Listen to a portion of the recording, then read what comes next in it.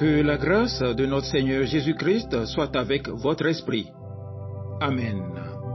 Le texte biblique retenu pour notre méditation de ce mardi 11 mars 2025 est tiré de l'épître de Paul aux Colossiens, chapitre 3, du verset 18 au premier verset du chapitre 4. Le thème de ce jour est le suivant: Crains le Seigneur dans les relations interpersonnelles. Prions. Seigneur notre Dieu, nous venons devant toi avec un cœur humble et reconnaissant, cherchant ta sagesse et ta direction. Nous te prions d'illuminer notre esprit et d'ouvrir notre cœur à ta parole aujourd'hui. Que le Saint-Esprit nous guide dans la compréhension de tes vérités profondes et nous aide à appliquer ta parole dans nos vies quotidiennes, en particulier dans nos relations avec les autres. Amen. Colossiens chapitre 3, du verset 18 au premier verset du chapitre 4. Femmes, obéissez à votre mari comme vous devez le faire dans le Seigneur. Mari, aimez votre femme et ne soyez pas durs avec elle. Enfants, obéissez à vos parents en toutes choses. Voilà ce qui plaît au Seigneur. Parents, n'agacez pas vos enfants, sinon ils vont se décourager. Esclaves, obéissez en toutes choses à vos maîtres sur la terre. Ne les servez pas seulement quand ils vous surveillent, comme pour plaire à des hommes, mais servez-les avec un cœur sincère parce que vous respectez le Seigneur avec confiance. Tout ce que vous faites, faites-le de bon cœur, comme pour le Seigneur et non pour des hommes. En effet, vous le savez, le Seigneur va vous récompenser. Vous recevrez les biens qu'il garde pour son peuple. Le Maître, c'est le Christ, c'est lui que vous servez. Celui qui fait le mal, on le punira pour le mal qu'il a fait, et on ne fera pas de différence entre les gens. Maître, traitez tous vos esclaves de façon juste et honnête. Oui, vous le savez, vous aussi, vous avez un maître au ciel. Amen. Bien-aimés, les relations humaines sont une partie essentielle de la vie quotidienne. Elles influencent notre bien-être, notre croissance spirituelle et notre impact sur le monde.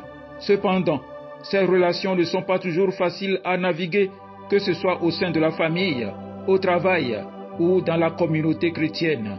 Dans la lettre aux Colossiens, sur la manière d'entretenir des relations interpersonnelles en accord avec la volonté de Dieu, le verset central qui nous guide aujourd'hui est « Crains le Seigneur ». La crainte du Seigneur dans les relations familiales. Dans ces versets, Paul aborde les relations entre les épouses et les maris, les enfants et les parents, et les serviteurs et leurs maîtres. Il leur donne des principes pratiques pour faire face aux défis quotidiens. Les femmes doivent se soumettre à leur mari comme il convient dans le Seigneur. Cette soumission n'est pas une question d'infériorité, mais de respect et d'ordre divin. Il s'agit d'un acte volontaire d'amour et de respect envers le rôle de leadership que Dieu a donné aux maris. Les maris, de leur côté, doivent aimer leurs épouses et ne pas s'irriter contre elles. Cela montre que le rôle de l'homme dans le mariage est de protéger, nourrir et aimer sa femme comme Christ aime l'Église. Les enfants doivent obéir à leurs parents dans tout, car cela est agréable dans le Seigneur. L'obéissance des enfants n'est pas simplement un devoir familial, mais un acte d'honneur envers Dieu.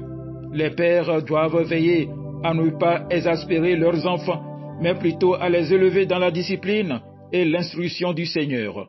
La crainte du Seigneur ici amène les pères à être justes et pleins de grâce envers leurs enfants. Paul nous invite à pratiquer ces principes avec un cœur rempli de crainte du Seigneur, car cela est le moyen d'honorer Dieu dans nos relations. La crainte du Seigneur dans les relations professionnelles. Paul poursuit en abordant la relation entre les esclaves et les maîtres, qui peut être transposée dans nos relations professionnelles modernes. Les serviteurs ou employés doivent travailler de tout leur cœur, comme pour le Seigneur et non pour des hommes. La crainte du Seigneur ici se manifeste par un travail fait avec intégrité, excellence et fidélité.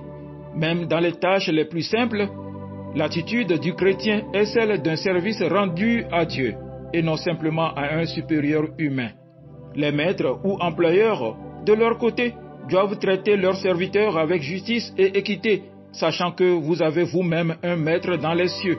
Ici, la crainte du Seigneur pousse les employeurs à respecter les droits des employés, à traiter tout le monde avec dignité et à éviter l'abus de pouvoir. Le rapport entre employeur et employé doit refléter l'amour et le respect mutuel que Dieu désire pour ses enfants.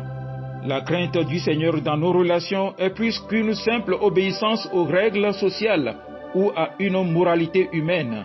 Elle est une réponse à la grandeur et à la sainteté de Dieu.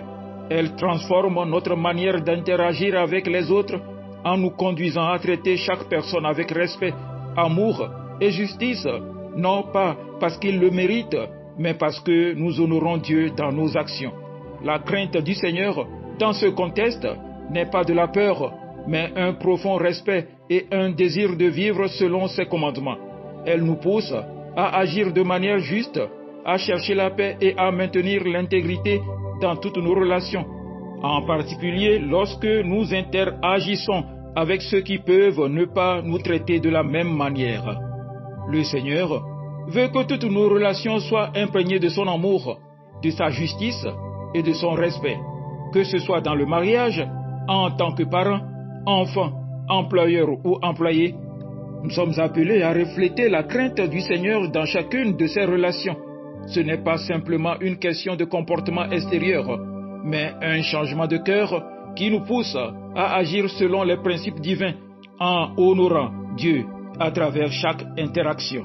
Nous devons nous rappeler que, en toute chose, nous agissons comme pour le Seigneur et que notre véritable récompense vient de lui. Soyons des témoins vivants de l'amour et de la sagesse de Dieu dans la manière dont nous vivons nos relations interpersonnelles.